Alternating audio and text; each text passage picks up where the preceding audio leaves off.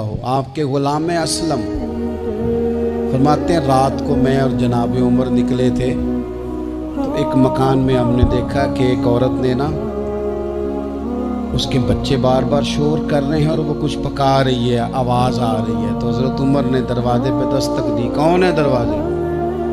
کہا میں ایک غلام ہوں۔ حضرت عمر کہتے ہیں غلام ہوں، بہن کیا مسئلہ ہے، بچے کیوں رو رہے ہیں؟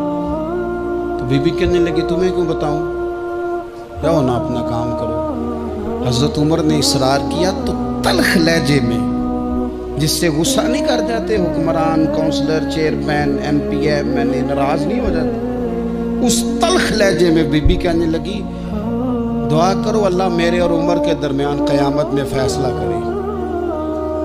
کیسا حکمران ہے کہ اس کی حکومت میں میرے بچے بھوکے سوتے ہیں، یہ میں نے پانی میں روڑے ڈال کے چڑھائے ہیں، لیکن یہ پیٹ کی بھوک یہ بڑی ڈاڈی ہوتی ہے، یہ نیند بھی نہیں آنے دیتی۔ خیال تھا رو دو کے سو جائیں گے پر سو بھی نہیں رہے۔ حضرت فاروق اعظم دوڑے گئے، گھر سے سامان اناج غلہ کندھے پہ رکھا۔ خادم کہتے میں نے کہا کہ مجھے دے دے، فرمانے لگے چل تو وعدہ کرنا قیامت میں بھی میرے بوجھ اٹھائے گا۔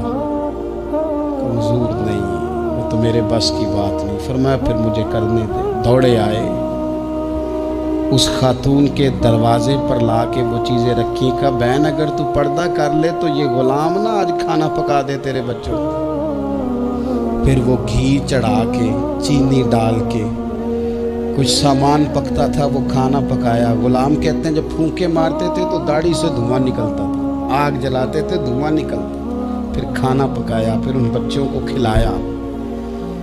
پھر حضرت عمر فاروق رضی اللہ تعالیٰ عنہ نا تھوڑے پیچھے بیٹھ گئے تو بچوں کے ساتھ اس طرح کی باتیں کرنے لگے کہ وہ ہنس پڑے۔ جناب اسلم کہتے بچے اس بیوہ کے ہنستے تھے، بچے ہنستے تھے اور عمر روتے تھے۔ جب وہ ہنستے تھے تو فاروق روتے تھے۔ پھر وہ بچے آہستہ آہستہ لیٹنے لگے اور جب وہ سونے کی طرف بڑھنے لگے تو حضرت عمر کہنے لگے بہن میں جاؤں؟ کہنے لگی رب تیرا بھلا کرے، میرا کلیجہ پھٹ جاتا اگر میرے بچوں کو آج شام بھی روٹی نہ ملتی۔ تو سیدنا فاروق اعظم رضی اللہ تعالیٰ عنہ کہنے لگے پھر تو میرے لیے دعا کرے گی؟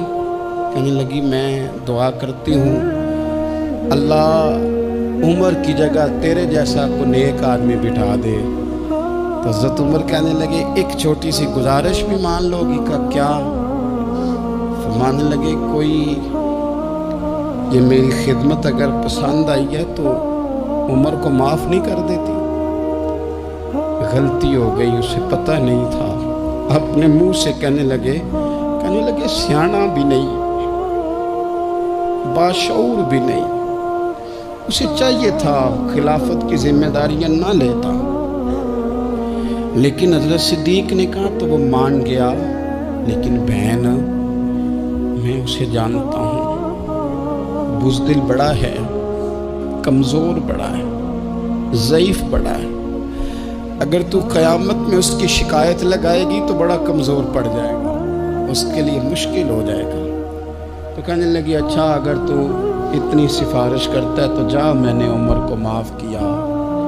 حضرت فاروق اعظم نے چہرے سے کپڑا ہٹایا تو بی بی کہنے لگی اوہو آپ عمر ہیں؟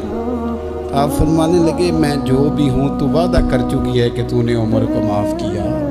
پھر باہر نکلے اور اپنے خادم جناب اسلم سے کہنے لگے 2 بندے اور بلا اور انہیں گواہ بنا کہ میں نے اس غریب کے روتے بچے ہنسائے ہیں، تو جا کے ان کو بتا میں نے وہ ہنسائے ہیں، اس کے بھوکے بچوں کو میں نے روٹی کھلائی ہے، اور تو گواہ ہو جا کہ اس بی بی نے خود کہا ہے بغیر جبر کے، میری گزارش پہ کہا ہے کہ میں نے عمر کو معاف کیا۔ کیوں نہ ہم بھی اپنی اپنی ذمہ داریوں کا احساس کر لیں، کیوں نہ ہم بھی جہاں جہاں ہماری ڈیوٹی ہے ہم بھی وہاں غور کر لیں، کہیں ایسا تو نہیں کہ ہم بھی کمزور پڑ گئے ہیں، ذمہ داری تو لے لی ہے پر اب ہم ادا نہیں کر پا رہے۔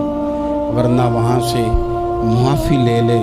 اللہ تعالیٰ سیدنا فاروق اعظم کا فیضان عطا کرے۔ آخر دعویٰ یا